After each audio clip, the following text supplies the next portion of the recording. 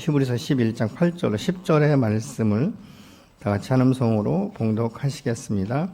믿음으로 아브라함은 부르심을 받았을 때에 순종하여 장래의 유업으로 받을 땅에 갈 바를 알지 못하고 나아갔으며 믿음으로 그가 이방의 땅에 있는 것 같이 약속의 땅에 거류하여 동일한 약속을 유업으로 함께 받은 이삭 및 야곱과 더불어 장막에 거하였으니 이는 그가 하나님이 계획하시고 지으신 터가 있는 성을 바랐음이라. 아멘.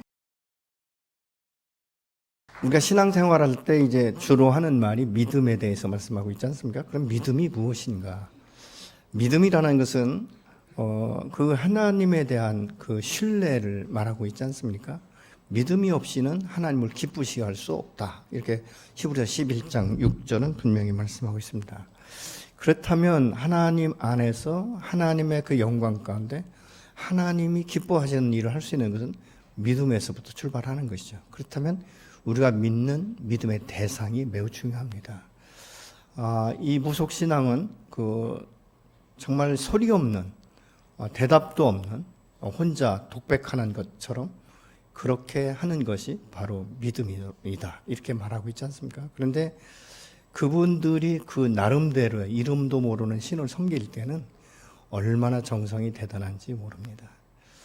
또 어떤 종교는 정말 자기가 깨달으면 이제 그 새로운 부처가 되는 이런 그 종교도 있지 않습니까? 그럼 우리가 믿는 대상은 누구인가? 우리는 대개 하나님을 믿는다라고 말하고 있습니다. 그러면 우리의 믿음의 대상에 대해서 적어도 알아야 되지 않겠습니까?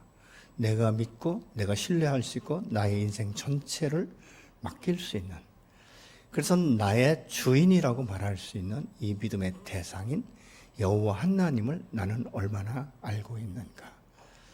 우리가 하나님에 대해서 정확히 모르면 사실은 우리의 믿음, 우리 신앙도 다른 종교와 다를 것이 뭐가 있는가? 이런 생각들을 한번 해볼 수 있지 않겠습니까? 믿음은 그렇기 때문에 지식이 아니에요. 그래서 지식 창고에 쌓아놓고 이해하는 정도로 끝나는 것은 아무런 삶의 변화도 없는 것이고 어떻게 보면 시간을 낭비하는 것에 불과한 것이다. 이렇게 우리가 볼 수 있지 않겠습니까?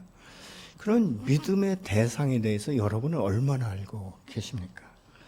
그분에 대해서 여러분 신뢰할 만큼 있습니까? 우리가 이해하고 지식으로 아는 것은 하나의 종교성에 불과한 거예요. 근데 믿음의 사람의 삶은요, 살아계신 하나님, 전능하신 하나님과 함께 동행하면서 경험되어지는 삶이 바로 믿음의 사람의 본 믿음이다. 이렇게 우리가 정의할 수 있지 않겠습니까? 그래서 히브리서 11장 1절은 믿음은 무엇인가? 순종을 통해서 바라는 것들이 실상으로, 보이지 않는 것들이 증거로 나타난 것이다. 이렇게 분명히 말씀을 하고 있습니다. 그럼 이런 것들이 어떻게 나타난가? 그 믿음의 경주를 할 때 인내하며 가는 거예요. 여러분, 그 길은 한 길을 가는 것입니다. 때로는 외롭습니다. 누구도 인정하지 않습니다. 왜냐하면 경험하지 못한 사명에 대해서 순종을 하기 때문에 그렇습니다. 여러분, 노아 같은 경우는 그 비 한 방울 내리지 않는 그 시대에 여호와 하나님께서 이제 비가 올 것인데 너가 그 홍수를 대비해서 방주를 지으라고 말할 때 120년간 오직 한 길을 갔습니다. 매일매일의 삶 가운데 그래도 좀 안개가 자욱하고 이슬이라도 내리고 그 이슬비라도 내리면 이 이슬비가 나중에는 큰 소나기처럼 변화될 수 있겠다라는 어떤 가능성이 있을 수 있습니다. 그럼에도 불구하고 방주를 다 짓는 그날까지 비가 내리지 않았습니다. 홍수는 내리지 않았다는 것이죠. 어떻게 120년 동안 변함없이 갈 수 있었을까? 그것은 매일매일의 삶 가운데 신뢰하는, 여호와의 말씀은 진리며 여호와는 신실하시며 변함이 없으시며 말씀하신 대로 이루신다는 확신이 없이는 그 길을 갈 수 없는 것이죠. 에녹은 어떻습니까? 하나님과 동행하면서 300년을 함께 동행했다. 하루 이틀이 아니라 300년간 함께 산 것입니다. 그러면 300년 동안 하나님과 동행할 때 에녹의 그 삶은 평탄한 길만 있었을까? 그렇지 않을 거예요. 그도 자식이 있었지 않습니까? 또 이 자식을 키우다 보면 여러 가지 일들이 벌어질 수 있는 것이고 우리의 인생도 주님과 함께 동행한다고 말하고 있지만 실질적으로는 때로는 어떤 때는 우리가 큰 바다에 빠져가는 것 같은, 정말 침몰될 것 같은 이 두려움과 위기 상황의 때도 있다는 것이죠. 그게 우리의 인생 여정 아니겠습니까? 그럼에도 불구하고 우리가 다시 일어설 수 있는 것은 주께서 나를 그 오른팔로 붙들어 일으키시고 붙잡고 계시기 때문인 줄로 믿습니다. 하나님을 안다, 주님을 안다, 이것은요 귀신도 안다라고 말하고 있지 않습니까? 마태복음 8장 29절에서는 그 귀신들이 말이죠, 예수님이 오실 때 아직 당신과 나와 무슨 상황이 있길래 이곳에 옵니까? 아주 귀신들도 두렵고 떨었다, 이렇게 말하는 것을 우리가 볼 수 있게 되는 것이죠. 그렇기 때문에 우리의 믿음은 종교가 아니라 여호와를 신뢰하는, 그의 말씀을 따라서 순종하는 이 믿음이 있을 때 그것이 이루어지게 되는 줄로 믿으시기 바랍니다. 믿음은 사실 순종함, 이 행동이 없으면 죽은 것이다라고 야고보는 분명히 말하고 있지 않습니까? 우리의 믿음은 하나님에 대한 신뢰 때문에 하나님 모르고 사는 이 믿음이 시작될 수가 없는 것이죠. 그래서 우리는 먼저 그 주님을 만나는 것이 매우 중요합니다.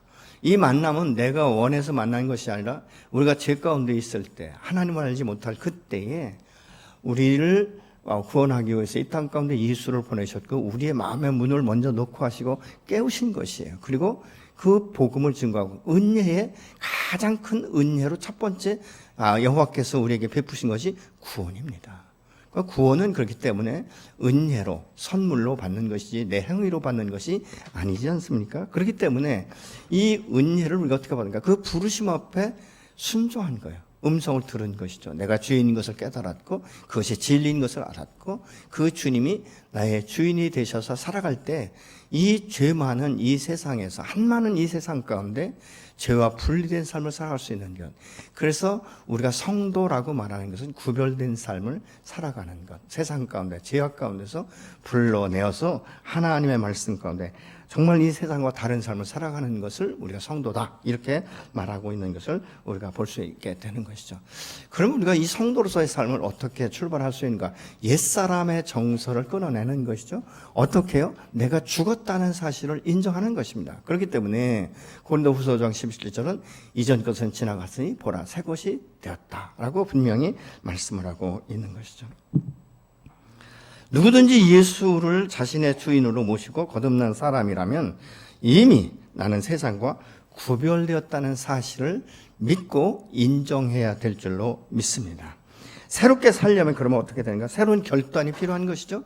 과거의 삶, 습관적인 삶에서 분리되는 삶을 우리는 이루어야 되는데, 여러분, 습관적인 삶을 고친다는 것은요 엄청나게 힘든 경우가 너무 많습니다.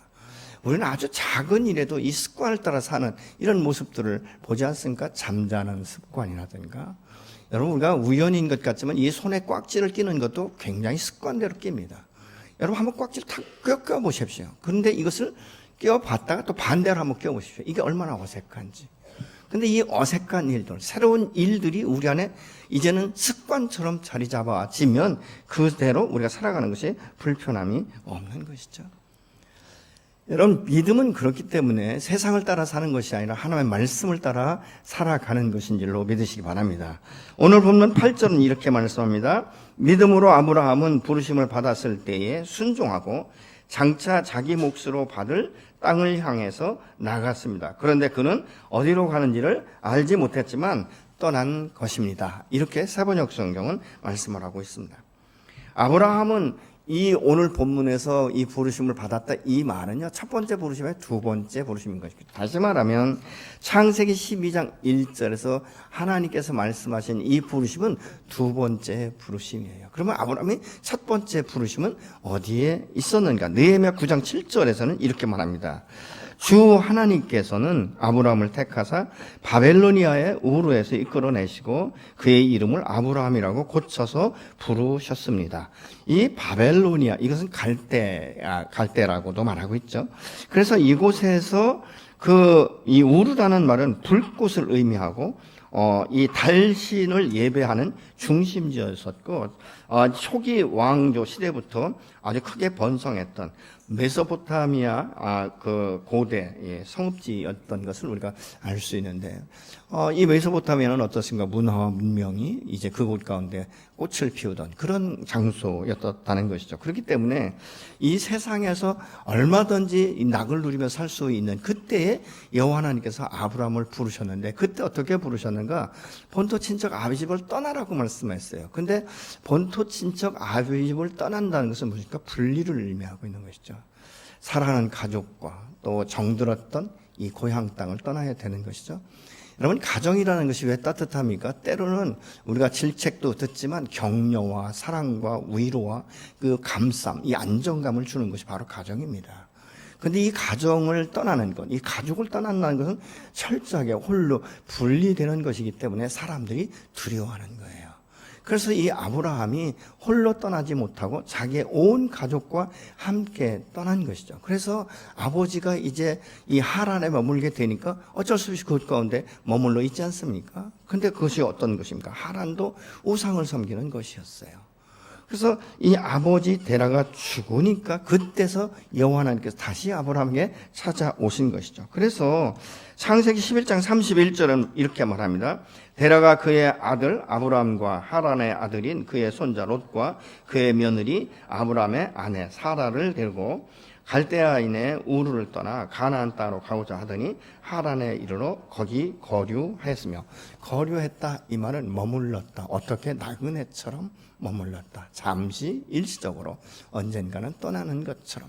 그래서 마치 이것은 무엇과 비유할 수 있는가? 우리가 여행을 갔을 때 그것 가운데서 내 집이다라고 생각하는 사람이 없습니다. 그렇기 때문에 약간 불편해도 참고 인내하고 견디는 것은 무엇입니까? 며칠 있으면 떠날 것이기 때문에. 그래서 우리가 거류했다 이 말은 나그네처럼 살았다 이런 의미를 가지고 있는 것이죠. 아브라함이 이때 하나님의 말씀대로 홀로 단독적으로 아마 출발을 했더라면 또 다른 어떤 하나님께서 은혜를 더해 부풀으셨을지도 모릅니다. 그런데 여기서 아브라함은 그 아버지가 죽을 때까지 하란에 머물렀다 이렇게 말씀하고 있는 것이죠. 근데 여기에서 이 창세기 12장에 보면 본토 친척 아비 집을 떠나라고 했는데 아브라함이 또 누구를 붙여갑니까? 이 조카 롯을 홀로 둘 수 없기 때문에 데리고 가는 거예요.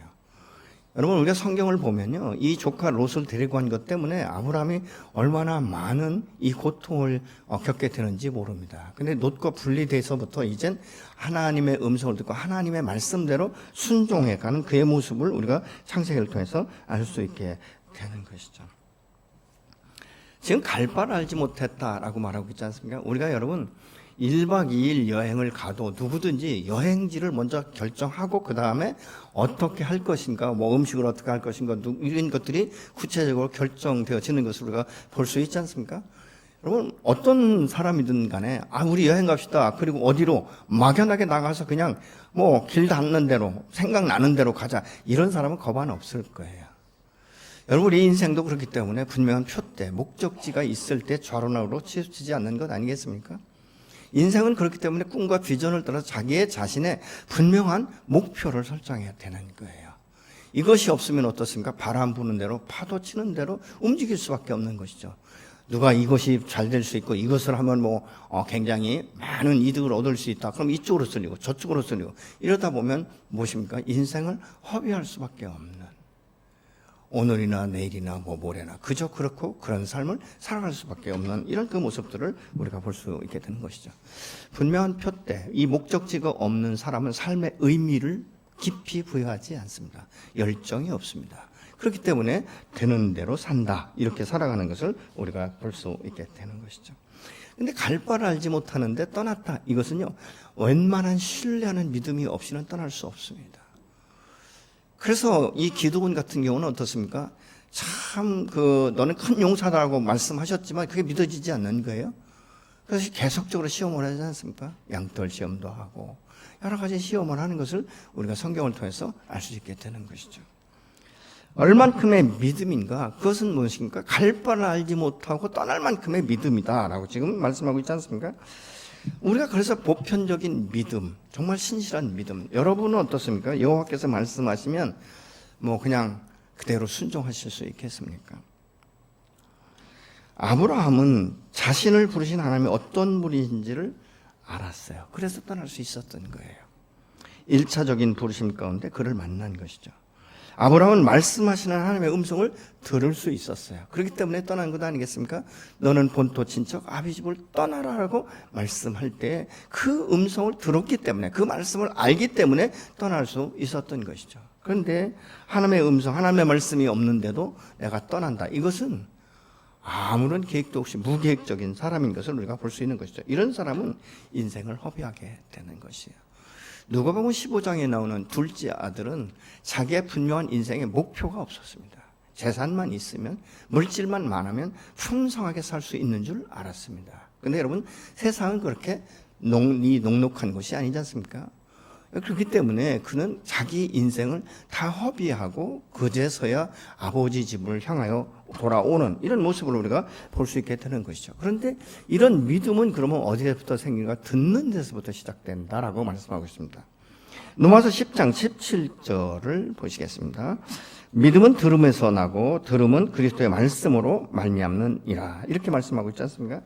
우리의 신앙생활을 향상시키기 위해서는 항상 여호와의 말씀을 들어야 돼요.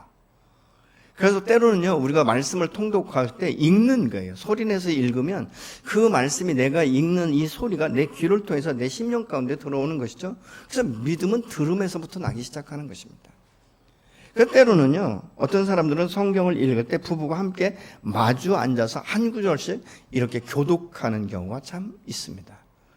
지금 저희 교회에 계셨던 그 집사님 직장 때문에 지금 이제 타 지방으로 이제 이사를 가셨는데, 그분이 그런 이야기를 해요. 자기 남편이 별로 믿음이 없었는데 함께 성경을 한 구절씩 교독을 하다 보니까 어느 때부터인가 그 남편의 마음 가운데 믿음이 생기기 시작해서 얼마나 많이 성장했는지 모른다. 근데 제가 전화를 해보니까 확실히 달라요. 전과는 다릅니다.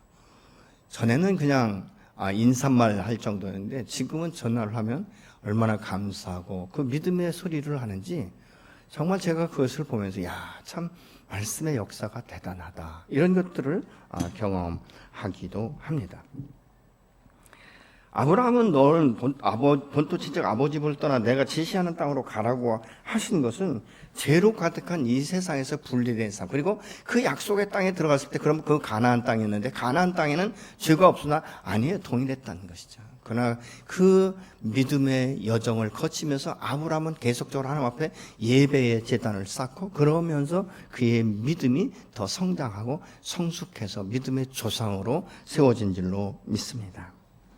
여러분, 그렇기 때문에 지금 이 아브라함은 자기 자신만이 아니라 자기 자손들에게도 여호와 하나님께서 분명히 언약의 말씀을 주시면서 이 믿음의 조상으로 세워가는 것들을 우리가 보게 되는 것이죠. 여러분, 믿음이라는 것은 그렇기 때문에 첫 숟갈에 배부를 수는 없습니다.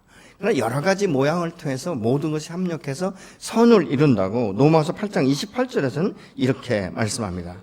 하나님을 사랑하는 사람들, 곧 그 하나님의 뜻대로 부르심을 받은 사람들에게는 모든 일이 서로 협력해서 선을 이룬다는 것을 우리는 압니다. 이렇게 지금 이 말씀을 하고 있는데요. 우리가 하나님의 자녀가 되는 것은 하나님의 부르심 앞에 내가 어떻게 반응했냐에 따라서 내가 구원받게 되었는가 아니냐가 결정되는 것 아니겠습니까? 이것은 또한 무엇입니까? 내가 하나님의 자녀인가 아닌가를 결정하는 하나의 기회가 되는 것이죠. 근데 여러분은 어떻습니까? 예수를 믿는 순간 우리는 하나님의 자녀가 되었다는 사실을 우리가 인정한다면 우리의 신분과 권위는 이제 옛사람, 이 세상 가운데 어둠의 영 가운데 지배당하는 노예가 아닌 줄로 믿으시기 바랍니다. 여러분은 어떻습니까? 예수 그리스도를 믿으십니까? 아멘이십니까? 그러면 여러분은 하나님의 자녀가 되셨다는 확신이 있으십니까? 예, 그렇다면 하나님 아버지의 말씀을 믿으십니까? 아멘이십니까? 그러면 여러분은 그 믿음에 대한 행동, 반응은 어느 정도가 되는 것 같습니까? 하나님의 말씀의 영향력을 여러분 인생 가운데 받고 계십니까? 여러분, 베드로처럼 정말 밤이 맞도록 그물을 내어서 그 고기를 잡지 못했지만 예수님께서 말씀하실 때 그가 한 고백이 있죠. 내가 밤이 맞도록 그물을 냈지만 고기 잡지 못했습니다. 그러나 선생님의 말씀에 의지해서 그물을 내리겠습니다라고 순종을 통해서 그물을 내렸을 때 고기를 잡았습니다. 자, 여러분은 어떻습니까? 그물을 지금 내리고 있는 중이십니까? 그물만 붙들고 계십니까? 정말 내릴까 말까? 내리면 될까? 어떻게 생각하십니까? 이미 그물을 내리신 분은 끌어올리는 작업을 하시면 되겠죠. 아직도 그물을 내리지 못하고 망설인다는 것은 무엇입니까? 아직까지 온전한 신뢰가 이루어지지 않았다는 것이에요. 여러분, 자녀들을 통해서 알 수 있어요. 여러분, 자녀들이 부모가 말씀하면 예 알았습니다라고 바로 즉시 순종하는 사람들은, 그 아이들은 부모로부터 신뢰를 받은 아이들이에요. 부모님은 말씀하시면 말씀하신 대로 해줘. 근데 369로 대답을 한다든가 말할 때는 아주 조급하게 금방 해줄 것 같은데 실질적으로 끝나고 나면 아무런 보상도 없는 아이들은 어떨 것 같습니까? 말 한마디에 바로 즉각 예 알았습니다 이렇게 할 것 같습니까?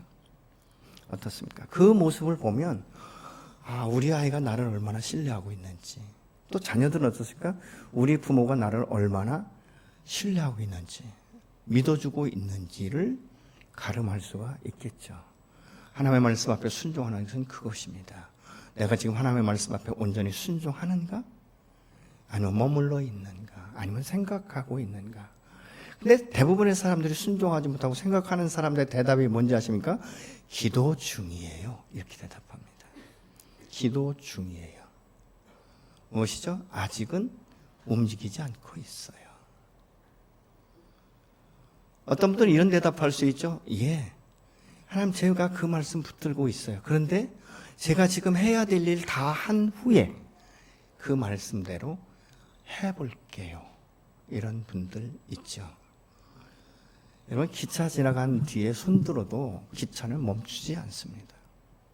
우리의 인생은 하루하루가 달라집니다. 그래서 내 인생이 다 지나고 난 후에 아무런 힘이 없을 때, 손이 떨리고 발이 후들거릴 때, 여행조차도 하지 못할 때 하나님 이제 당신 뜻대로 쓰십시오라고 여러분 말씀하실 분 계십니까 혹시?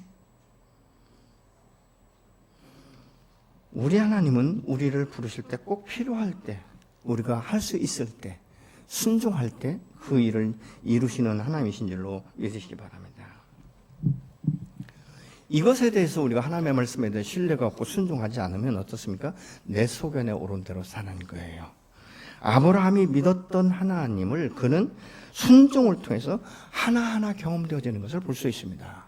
창세기 12장 7절을 같이 보시겠습니다. 여호와께서 아브라함에게 나타나 이르시되 내가 이 땅을 네 자손에게 주리라 하신지라. 자기에게 나타나신 여호와께 그가 그곳에서 제단을 쌓고, 갈 바를 알지 못하고 출발했지만 하나님께서 약속의 땅에 들어가니까 바로 이 땅을 너와 네 자손에게 주리라고 다시 말씀하고 있지 않습니까? 그때 아브라함이 아멘으로 믿음으로 취하면서 그것 가운데 예배의 단을 쌓았다라고 말씀하고 있지 않습니까? 근데 이 말씀을 이 사도행전 7장에서 스데반 집사가 마지막 돌에 맞아 죽기 전에 마지막 고별 설교를 할 때 이렇게 말을 합니다. 사도행전 7장 2절로 5절의 말씀을 통해서요. 2절에 보면 부모 형제여 아브라함이 갈대우르에서 하나님의 부르심을 받았을 때 본토 친척 아버지 집을 떠나라고 했지만 온 가족이 함께 했고, 약속한 땅까지 오지 못하고 하란에 몰려 우상을 섬기는 일을 하며 살다가 그의 아버지 데라가 죽으니까 이제는 다시 하나님의 음성을 듣고 이 정확한 장소를 모른 채 부모도 잃고 함께 살던 조카 롯을 데리고 나와서 많은 고통을 겪고 결국은 이 롯과 헤어진 후부터 하나님의 말씀 앞에 온전히 순종하는 삶을 살았습니다. 그렇게 그가 말을 합니다.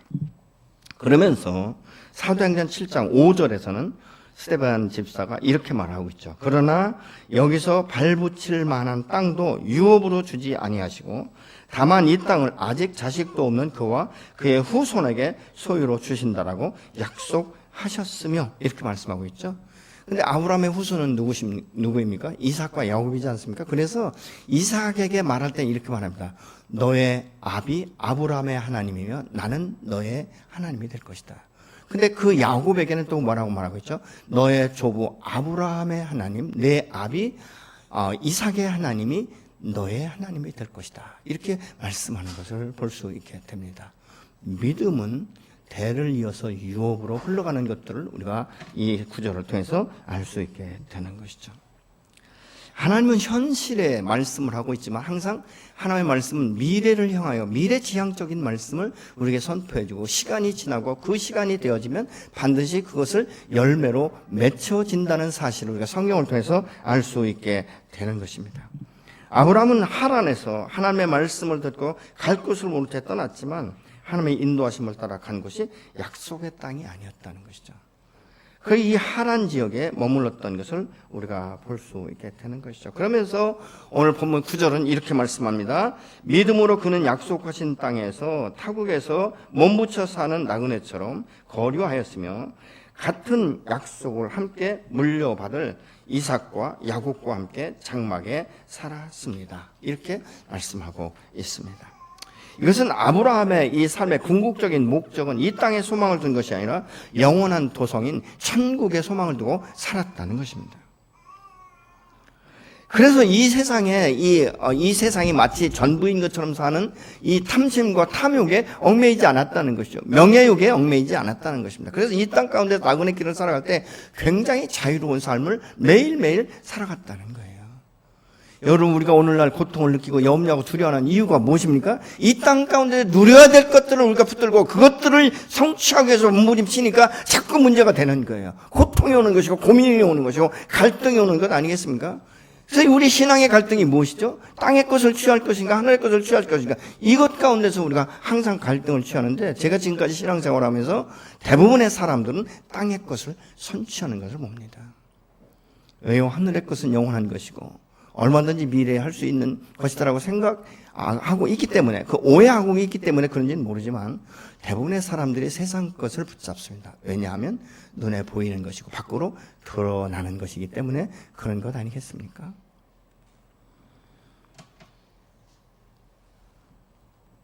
그러나 이 아브라함은 이 세상에 뿌리를 내리려고 하지 않기 때문에 이 탐심과 탐욕이 작용하지 않는 거예요. 마치 여행객처럼 하루하루의 삶을 즐기면서 산다는 것이죠.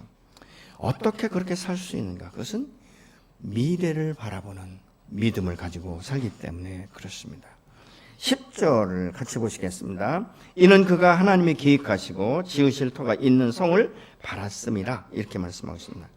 하나님은 오늘 또 믿음 안에서 주님의 주인에 있어서 함께하는 그 믿음의 자녀들과 함께 동행하면서 가르치고 지킬 수 있도록 지도하시는 줄로 믿으시기 바랍니다.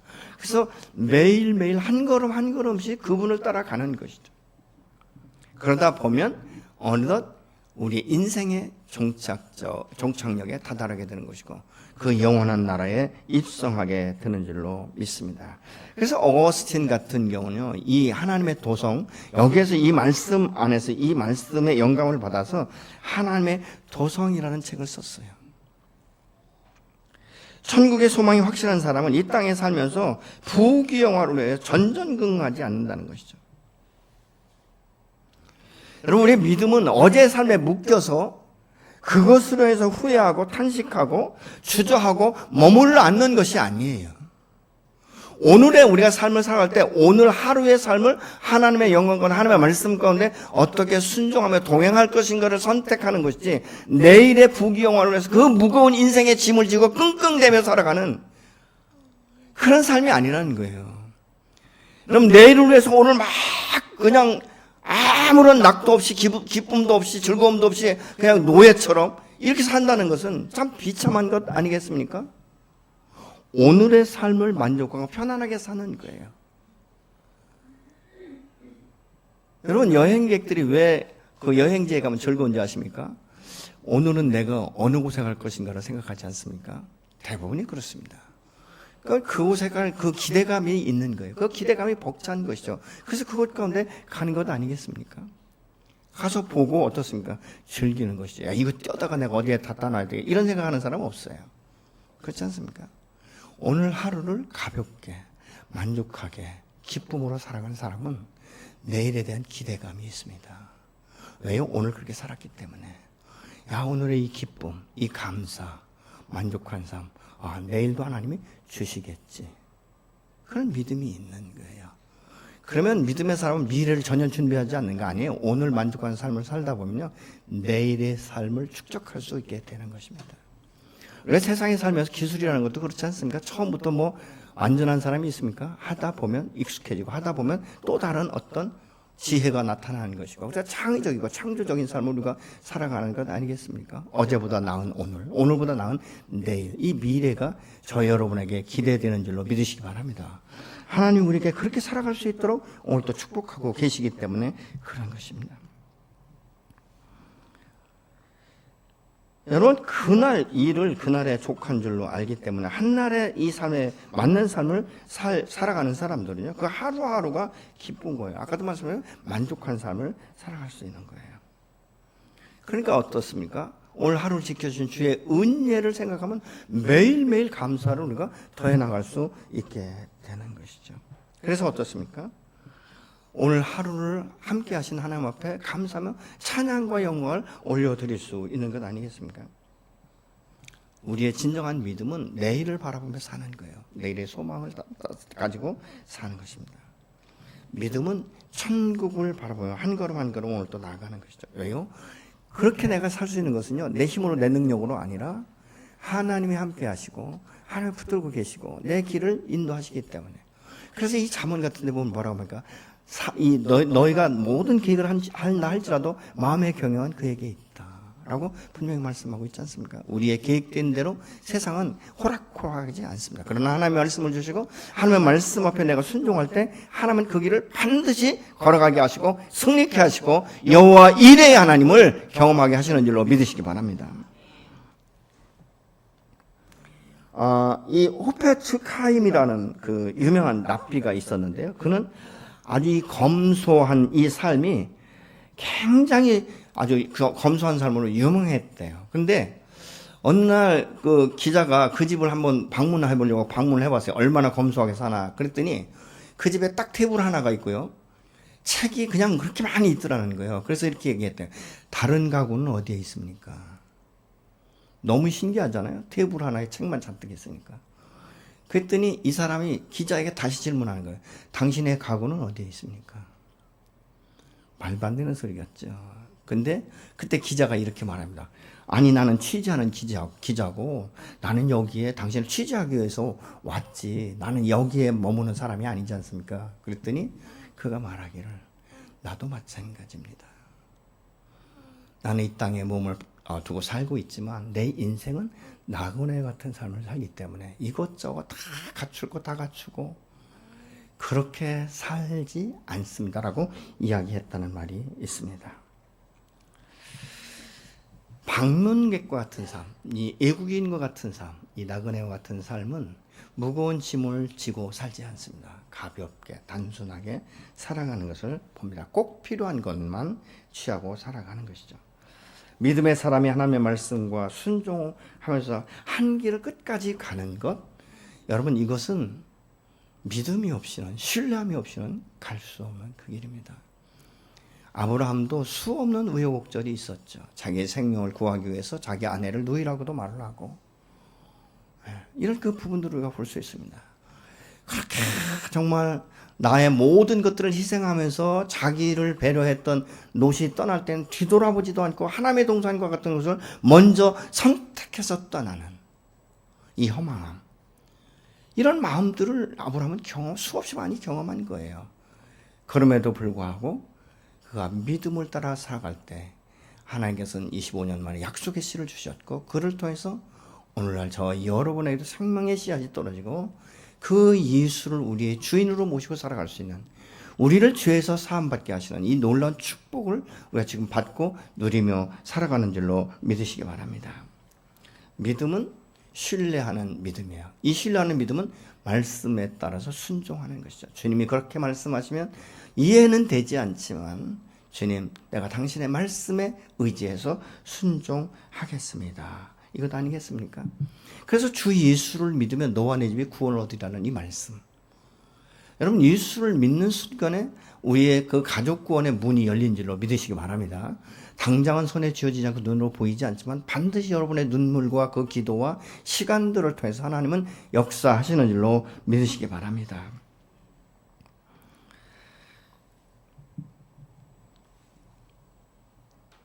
사실 이 욥과 같은 경우도 어떻습니까? 욥은 당대 의인이라고 여호와께서 욥기 1장에서 말씀합니다. 그런데 하루아침에 모든 것들을 다 잃어버리지 않습니까? 가장 가까이서 위로받고 격려할 아내조차도 내 하나님 부인하고 차라리 죽어버리라고 말할 만큼 아주 모질고 혹독한 말을 듣습니다. 얼마나 외롭겠습니까? 말이 그렇지 온몸에 욕창이 나서 기왓장으로 그 욕창을 긁으면서 죄를 쓰고 있었다, 이렇게 말을 합니다.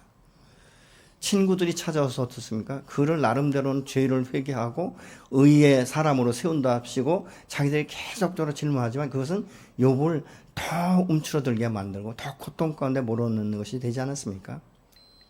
근데 그가 하나님을 만난 후에 욥기 42장엔 이렇게 말합니다. 주님, 내가 많은 고난과 역경과 이 모든 시련들을 다 거쳤지만 내가 그동안 귀로만 듣던 하나님을 내가 눈으로 배웁니다. 이런 고백을 하는 것을 우리가 볼 수 있게 되는 것이죠. 노아가 120년 동안 방주를 지으면서 때로는 외로운 싸움과 함께 정말 이게 홍수가 일어날 것인가 이런 것에 대해서 고민한 날이 왜 없겠습니까? 그러나 언제 하나님의 말씀이 그대로 임하는 것을 합니까? 120년 동안 방주를 짓는 일이 완성되었을 때 그의 가족 구원과 함께 놀라운 이 홍수 심판을 견디는 모습을 우리가 볼 수 있게 되는 것이죠. 우리 하나님은 오늘 또 동일하게 역사하십니다. 하나님 오늘 또 나의 삶의 현장 가운데 함께 동행하시고 내게 미래에 대한 꿈을 주셨고 분명한 그 길을 갈 수 있도록 붙들고 함께 동행하시는 임마누엘의 하나님이신 줄로 믿으시기 바랍니다. 다만 내가 하나님 앞에 구한다면 하나님, 내 눈을 열어 당신의 그 모습을 보게 해 주십시오. 그리고 당신의 말씀이 내 마음밭에 떨어질 때 아멘으로 순종할 수 있는, 행동으로 나타날 수 있는 주님 믿음을 더하여 주옵소서. 이 기도가 저와 여러분의 기도가 되어야 될 줄로 믿습니다. 하나님의 말씀은 현실도 중요하지만 미래를 바라보게 하십니다. 하나님 항상 우리에게 미래를 향하여 미래지향적인 삶을 살아갈 수 있도록, 오늘 또 하나님께서 주신 약속을 반드시 이뤄갈 수 있도록 우리에게 하루하루 격려하시면서 말씀하시는 줄로 믿으시기 바랍니다. 그때에 믿음으로 순종을 통해서 하나님의 살아계심과 하나님의 전능하심과 하나님의 언약이 성취되는 것들을 우리의 삶의 이 현장 가운데 경험하게 되는 줄로 믿으시기 바랍니다. 여러분의 삶과 현장은 지금 어디입니까? 그리고 여러분의 삶은 지금 무엇을 위해서, 무엇을 향해서 지금 나가고 있습니까? 오늘 마음 중심으로 정말 지금 간절히 소망하는 것이 있다면 그것이 무엇입니까? 물질입니까? 명예입니까? 권력입니까? 어떤 것입니까? 우리 좀 생각해 볼 필요가 있습니다. 여러분 하나님을 얼만큼 믿으십니까? 여러분의 인생을 다 맡길 만큼 신뢰하는 믿음이십니까? 그렇다면 우리가 한 번도 경험하지 못했던 그 일에 우리의 삶을 투자할 수 있는 것이죠. 여러분 이런 일들은요 성경에 보면 비일비재하게 많습니다.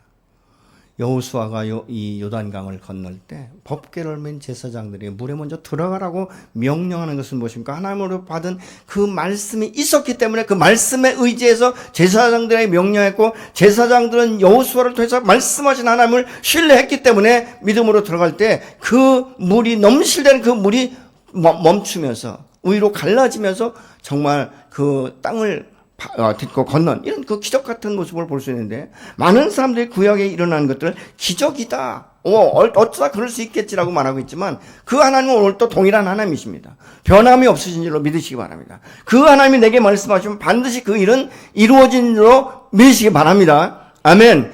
여러분은 그렇기 때문에 사신 하나님, 전능하신 하나님과 함께 동행하는 삶을 지금 살고 계신 거예요. 근데 이것을 경험하고 안 하는 것은 내가 믿음을 가지고 순종하느냐 안 하느냐에 따라서 경험되어지는 사람이 있고 경험하지 못한 사람이 있습니다. 어떤 분들은요 평생 이런 것을 한 번도 경험하지 못하고 사는 사람이 있어요. 근데 어떤 분들은 매일매일 동일하게 지금도 경험하시는 분이 굉장히 많습니다. 여호와의 말씀. 그래서 우리가 주의 말씀이 있는데 내가 어디로 가오리까 하는 이런 기도도 우리가 할 수 있는 건 아니겠습니까? 여러분 지금 하나님께서 말씀하실 때 망설이고 있는 것 혹시 있습니까? 그물을 내릴까 말까. 이성적으로 생각하면 안 될 것 같고 믿음으로 생각하면 내리면 될 것 같은 이 망설임, 이 갈등. 이것으로 인하여 여러분 지금 힘들어하고 있지는 않습니까?